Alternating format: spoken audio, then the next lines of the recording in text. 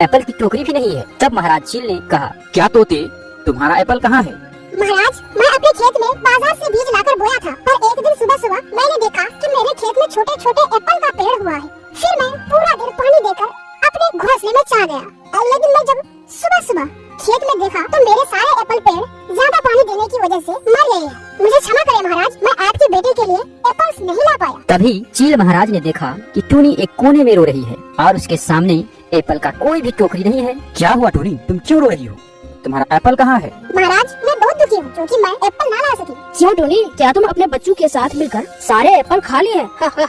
देखो कौवा भाई, मजाक मत करो। मैंने एप्पल उगाई थी, पेड़ में अच्छे अच्छे एप्पल भी लगे थे, लेकिन जब मैं सुबह सुबह अपने खेत पर गई तो वहाँ पेड़ तो थे पर उस पर एक भी एप्पल नहीं था, इसलिए मैं एप्पल नहीं ला सकी। झूठ मत बोलो टूनी, तोते की बात तो सच लगता है क्योंकि उसका पेड़ बड़ा होने से पहले ही नष्ट हो गया, किंतु तुम्हारे पेड़ में एप्पल भी लगा था। पर अब कह रही हो कि पेड़ है पर एप्पल नहीं है। एप्पल गया कहाँ? तुम्हें याद है ना टूनी, तुमने अपने बातों से मेरे बेटे को यकीन दिलाई थी, पर अब तुम एप्पल ना ला सकी। अब तो तुम्हें सजा जरूर होगी। महाराज, मुझे और कुछ दिनों का समय दीजिए, मेरे एप्पल पेड़ पर फिर से एप्पल फलेगा, तब मैं एप्पल ले आऊंगी। मुझे और कुछ दिनों का समय दीजिए महाराज। पिताजी, आपने तोता, कौवा और टुनी तीनों को एक साथ एप्पल उगाने कहा था। इस बार तोता ने तो एप्पल उगा ही नहीं पाया, कौवा ने उगाया पर उसमें स्वाद ही नहीं। टुनी का एप्पल शायद चोरी हो गया, इसीलिए टुनी को एक बार फिर से एप्पल उगाने दिया जाए। उसका एप्पल टेस्ट करने के बाद ही उसे सजा या पुरस्कार दिया जाएगा। ठीक है टूनी, तुम्हारे पेड़ में फिर से एप्पल फलेगा, तब तुम मेरे बेटे के लिए एप्पल लाना। ठीक है महाराज, जैसे ही मेरे पेड़ में एप्पल फलेगा मैं जल्द ही लेकर आऊंगी। टूनी की बात सुनकर कौवा मन ही मन बोलता है, जब फिर दोबारा टोनी एप्पल उगाएगी तो मैं फिर एप्पल चुराकर बाजार में बेच आऊंगा। पुरस्कार तो मुझे ही लेना होगा। फिर कौवा, तोता और टूनी सब अपने अपने घोंसले में चले जाते हैं।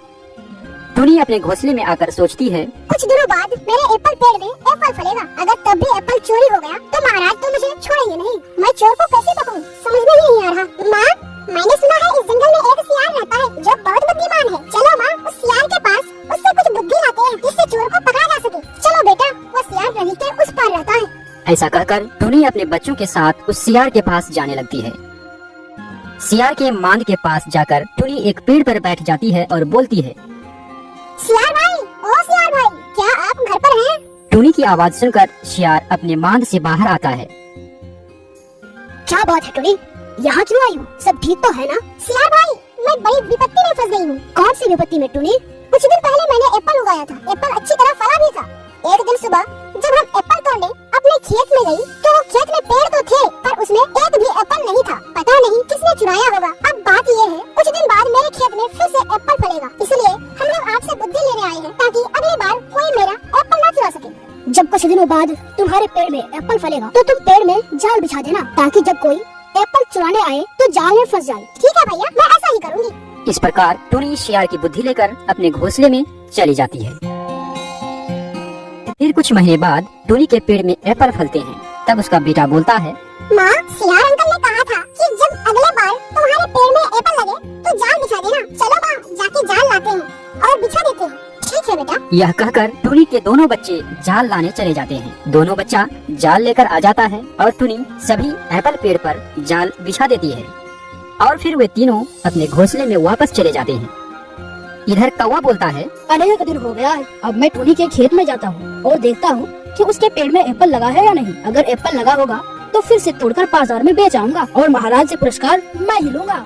यह कहकर कौवा टूनी के खेत की तरफ चला जाता है। हाय हाय, फिर से टूनी ने एप्पल उगा लिया। अभी जाता हूँ और घोंसले से बोरियां लाता हूँ और सभी एप्पल तोड़कर बेच आता हूँ। यह कहकर कौवा अपना घोंसला चला जाता है। कुछ देर बाद कौवा बोरियां लेकर वापस टूनी के खेत पर आता है। हा हा हा, टूनी, मैं तो तुम्हें पुरस्कार लेने नहीं दूंगा। अब मैं तुम्हारे पेड़ से सभी एप्पल तोड़कर बाजार में बेच आऊंगा। कौवा बोरी तो लेकर आया पर वे लाठी लाना भूल गया था जिससे वो एप्पल तोड़ता। हाय हाय, मैं तो लाठी लाना ही भूल गया। अब मैं एप्पल किससे तोड़ूंगा? अरे मैं लाठी क्या करूंगा, मैं तो उड़ उड़ कर भी एप्पल तोड़ सकता हूँ। ये कहकर कौवा जैसे ही उड़कर एप्पल तोड़ने जाता है वह जाल में फंस जाता है और बोलता है, अरे मैं कहाँ फंस गया, मैं तो उड़ नहीं पा रहा हूँ, मुझे कोई बचाओ। इस तरह कौवा पूरी रात जाल में फंसा ही रहा। अगले दिन सुबह सुबह टूनी और उसके बच्चे अपने खेत में आते हैं तो वे देखते हैं कि कौवा एप्पल के पेड़ में फंसा हुआ है। अरे कौवा भाई, मतलब आपने मेरा एप्पल चोरी किया था? देखो मम्मा, कौवा अंकल कितना दुष्ट है। फिर टूनी अकेली महाराज चील के दरबार में चली जाती है और वहाँ से महाराज और उनके सभी सेनापतियों को बुलाकर ले आती है।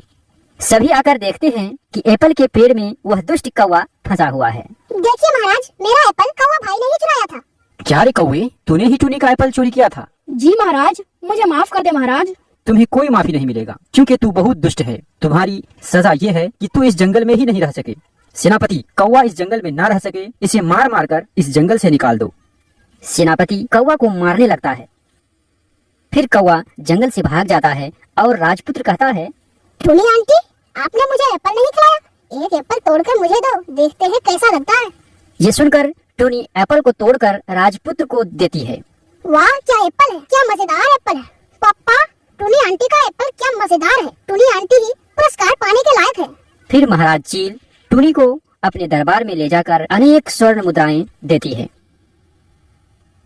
इस कहानी से हमें यह शिक्षा मिलती है कि हमें कभी भी किसी से ईर्ष्या नहीं करना चाहिए, नहीं तो ईर्ष्या करने वालों का अंत बुरा ही होता है।